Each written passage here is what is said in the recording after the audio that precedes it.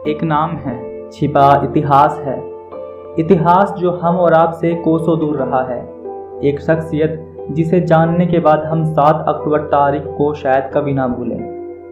मैं बात कर रहा हूँ उस क्रांतिकारी महिला की जिसने भगत सिंह, सुखदेव और राजगुरु की उस वक्त मदद की थी जब ब्रिटिश सरकार उन्हें ढूंढने के लिए लाहौर के कोने कोने में मुस्तैद थी। आरोप था अंग्रेजी पुलिस अफसर जॉन सॉन्डर्स की हत्या। ये तारीख थी 17 दिसंबर 1928 जब साइमन कमीशन के विरोध में गरम दल के नेता लाला लाजपत राय पर लाठियां चलाने वाले अंग्रेजी अधिकारी जॉन सॉन्डर्स की गोली मारकर हत्या कर दी गई थी। इस घटना के बाद अंग्रेजी अफसर सख्ते में आ गए थे और उनकी पुलिस लाहौर के चप्पे चप्पे पर तैनात हो सॉन्डर्स के हत्यारों को ढूंढ रही थी। एक देर रात किसी दरवाजे पर दस्तक हुई। दरवाजे के बाहर भगत सिंह, सुखदेव और राजगुरु खड़े थे और उनके सामने खड़ी थी दुर्गा बोहरा उर्फ दुर्गा भाभी। वो महिला जो क्रांतिकार भगवती चरण बोहरा की पत्नी थी और इसलिए दूसरे सभी क्रांतिकार उन्हें भाभी कहा करते। उन तीनों के हाव भावों को देख दुर्गा भाभी को समझते देर नहीं लगी कि सॉन्डर्स की हत्या के पीछे इन्हीं का हाथ है। उन्होंने उन्हें आनन फानन में अंदर बुलाया और पूरी बात पूछी। दुर्गा भाभी ने खतरे को भांपते हुए उन्हें घर में ही रुके रहने की सलाह दी, लेकिन खतरा अभी टला नहीं था। संभवतः जल्द ही पुलिस घरों की तलाशी लेते हुए उनके पास तक पहुंचती। राजगुरु ने इस संभावना को भांप लिया था और उन्होंने दुर्गा भाभी से कहा, हमें लाहौर से बाहर निकलना होगा, आप हमारी मदद करें। दुर्गा भाभी ने बेटे सचिंद्र के जन्म के बाद क्रांतिकारी गतिविधियों में सक्रिय रहना छोड़ दिया था, लेकिन उन्हें इस वक्त समय की गंभीरता और नज़ाकत का इल्हाम था और इसलिए उन्होंने बिना वक्त गवाए हामी भर दी। इसके बाद की कहानी आपने रंग दे बसंती और भगत सिंह जैसी फिल्मों में देखी होगी, जब दुर्गा भाभी भगत सिंह की पत्नी बनकर उन्हें अंग्रेजी अफसरों की नाक के नीचे से होकर लाहौर स्टेशन होते उस प्रांत से बाहर भेजती हैं। ये कहानी है उस बच्ची की जिसका जन्म इलाहाबाद यानी प्रयागराज के एक जाने माने और धनी परिवार में हुआ।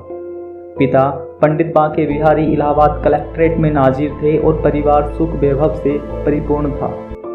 वो जगह जहां दुर्गा बोहरा जन्मी थी आज वो उत्तर प्रदेश के कौशाम्बी जिले में आती है। दुर्गा बोहरा मुश्किल से 10 या 12 साल की रही होंगी जब उनका विवाह एक धनवान और गुजराती शिव चरण दास बोहरा के 15 साल के बेटे भगवती चरण बोहरा से कर दिया गया। बाकी बिहारी की तरह इस परिवार में भी ब्रिटिश हुकूमत का बोलबाला था, लेकिन भगवती बोहरा कुछ अलग थे। उनका झुकाव क्रांतिकारी गतिविधियों में अधिक था। देश में अंग्रेजों को खदेड़ने और आज़ादी के मकसद से भगवती बोहरा जल्द ही अन्य क्रांतिकारियों से मिले। उसके बाद उनकी मुलाकात अक्सर भगत सिंह और दूसरे क्रांतिकारी नेताओं से होने लगी, लेकिन उन दिनों HSRA यानी हिंदुस्तान सोशलिस्ट रिपब्लिकन एसोसिएशन के सदस्यों को यह संदेह था कि भगवती चरण अंग्रेजी खुफिया पुलिस CID के मुखबिर हो सकते हैं। उनका यह संदेह भी लाजमी था क्योंकि उनके पिता शिव चरण दास के संबंध अंग्रेजों से काफ़ी आत्मीय थे। लेकिन भगवती चरण एक क्रांतिकार की तरह जुटे रहे और देखते ही देखते उन्होंने आखिर सन 1928 में HSRA में जगह बना ली। इसके बाद तो भगवती इस संगठन के मास्टर कहे जाने लगे। उन्होंने दुर्गा भाभी को बंदूक चलाना, बम बनाना और कई दूसरे हथियार चलाना और बनाना सिखाया। एक रोज भगवती चरण को किसी काम के चलते कलकत्ता जाना पड़ा। जब वो कलकत्ता थे तभी सॉन्डर्स की हत्या की खबर सामने आई और उनके कातिल छिपते छिपाते भगवती चरण के घर पहुंचे, जहां उनकी मुलाकात भगवती चरण की पत्नी दुर्गा बोहरा से हुई। लाहौर स्टेशन पहुंचकर उन्होंने कानपुर की ट्रेन पकड़ी और उसके बाद लखनऊ में बदली, जहां राजगुरु बनारस की ओर निकल गए, जबकि भगत सिंह दुर्गा भाभी संग उनका 3 साल का नन्हा अबोध बालक कलकत्ता की ओर रवाना हो गए। और इस तरह से दुर्गा भाभी ने भगत सिंह को लाहौर से सकुशल निकालने में बड़ी भूमिका अदा की। उस दौरान दुर्गा भाभी ने न केवल एक क्रांतिकारी और स्वतंत्रता सेनानी की जान बचाई, बल्कि एक राष्ट्रहित के लिए जुझारू, बहादुर और कर्तव्यनिष्ठ पत्नी की नज़ीर भी पेश की।